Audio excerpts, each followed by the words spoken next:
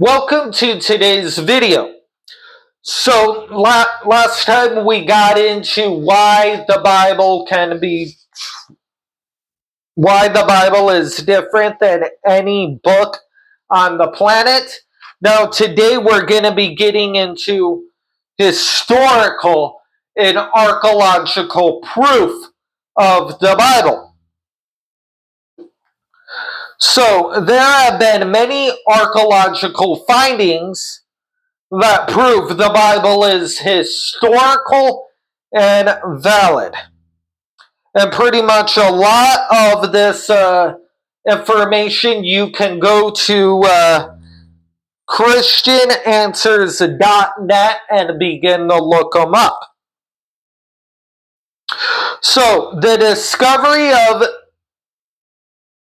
Liba archives in northern Syria in 1970s has shown the Bible writing concerning the patriarchs of the Bible to be valid.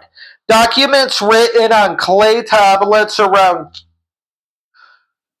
2300 BC demonstrate the personal and place names in the patriarchal account are genuine.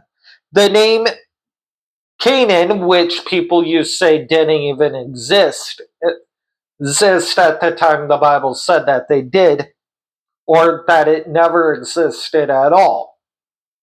And this ends up proving it completely wrong. Was used in Oba, and the name critics once said was not used at the time and was used incorrectly in early chapters in the Bible. The word Tehem, the deep, in Genesis 1-2 was said to be a late word demonstrating the late writings of the creation story. Teham was a part of the vocabulary in Elaba in use 800 years before Moses, so even proving when Moses used that word, he was correct. Ancient customs reflect the story of the patriarchs have also been found in clay tablets from Nuz and Mera, which you can look at christiananswers.net and maybe even dig a little bit deeper. The Hittites were once thought to be a biblical legend until their capital records was discovered in Bagazke, Turkey, or however you pronounce that, which again you can look up at christiananswers.net. Many thought that the biblical references of Solomon's wealth were greatly exaggerated. Recovered records from the past shows the wealth in antiquity was concentrated or concentrated with the king, and Solomon's prosperity was entirely feasible. To dig deeper, once again, christiananswers.net. And by the way, I wouldn't be surprised if you can even find these on things like Christian Ministries International, Answers in Genesis, and ICR. It was once claimed that there was no Assyrian king named Sargon recorded in Isaiah 20 verse 1, because this name was not known in any other record. Then Sargon's palace was discovered in Khazrabad, Iraq. The very event mentioned in Isaiah 20, his capture of Ashdod, was recorded on the palace wall. What is more, fragments of stela memorizing the victories were found in Ashdod itself. Once again, at christiananswers.net. And I know that that Answers in Genesis does also cover this finding. And I wouldn't be surprised if ICR and Christian Ministries International also has something on this as well for you to be able to dig deeper. Another king was in doubt was Belshazzar, king of Babylon, named in Daniel 5. The last king of Babylon was Nabonidus, according to recorded history. The tablets were found showing that Belshazzar was Nabonidus' son, who served as co-gerent in Babylon. Thus, Belshazzar could offer to make Daniel third highest ruler in the kingdom, which we see in Daniel 5:16, for the reading of the handwriting on the wall in the highest available position. Here we see the eyewitness nature of the biblical record, as is so often brought out by the discoveries of archaeology. Again, ChristianAnswers.net for further research. I know that, and you can also look to see if there's more information on Answers in Genesis, ICR, and Christian Ministries International. The most documented biblical event is the worldwide flood described in Genesis 6. A number of Babylonian documents have been discovered which describes the same flood, which you can research on ChristianAnswers.net, ICR, Christian Ministries International, and even Answers in Genesis will help you dig deeper into this. And when it comes to the flood, we see what would be expected: dead things buried in rock layers. And I know that these other ministries do great deeper in diving into it to be able to see how the global flood is indeed history and lines up with what we find. It's just the world religion, the humanistic idea with atheism, tries to cover it up and make the rock layers and the dead things in the fossil record into something that they're not, to be able to deny God's judgment. The Sumerian king lists kings who reigned for long periods of time. Then a great flood came following the flood. The Sumerian kings ruled for a much shorter period of time. This is same pattern found in the Bible.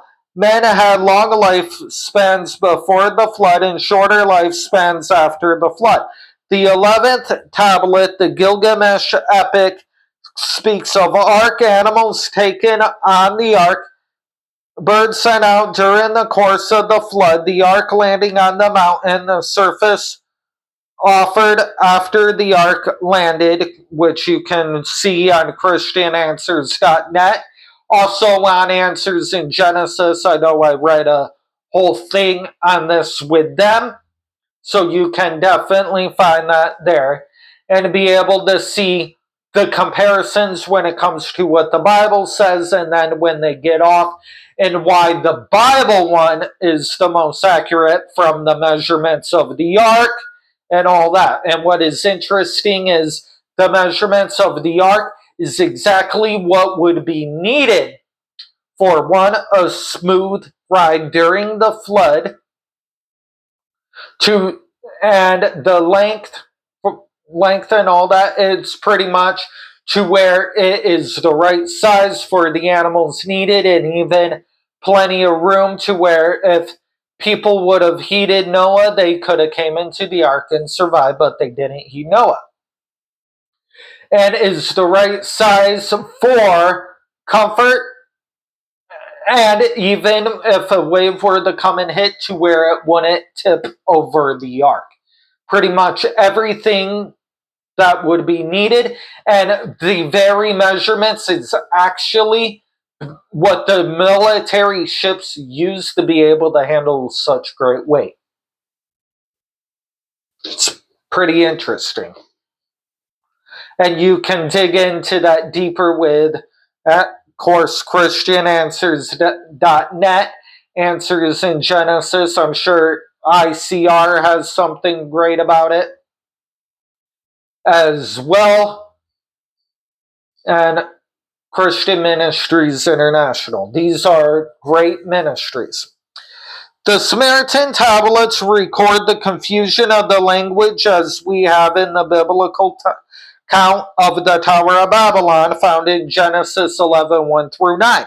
There was a golden age when all mankind spoke the same language. Speech was then confused by the god Enki, Lord of Wisdom. The Babylonians had a similar account, which the gods destroyed the temple tower and scattered them abroad and made strange of their speech, which you can read ChristianAnswers.net. I know ICR has great things on it, Christian Ministries International, as well as Answers in Genesis.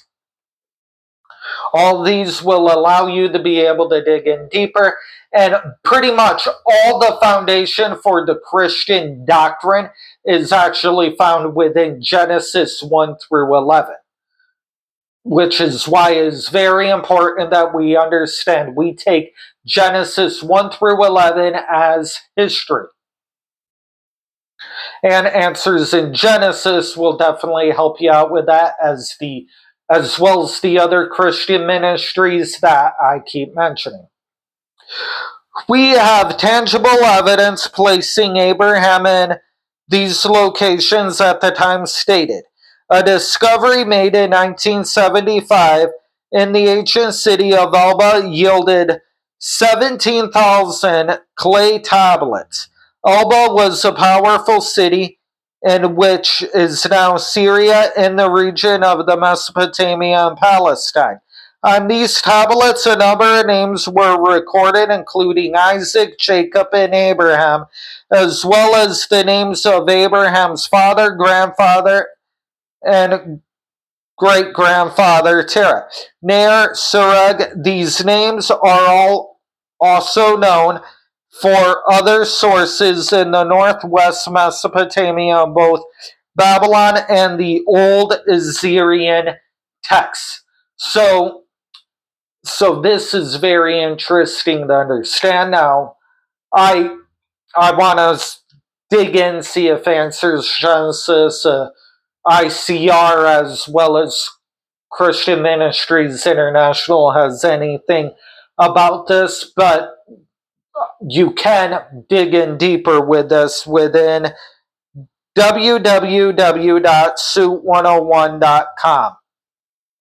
They have something about that, and I do want to dig in deeper to learn more about this and to be able to confirm this. So this ends the Bible study for today, or the subject for today in this video. We will be back for the next video, where we're going to be getting into the eyewitness of Jesus, to where we confirm not just Jesus, but even the eyewitnesses of Jesus. So thanks for watching the Bible. See you for the next video, and remember, Jesus is Lord.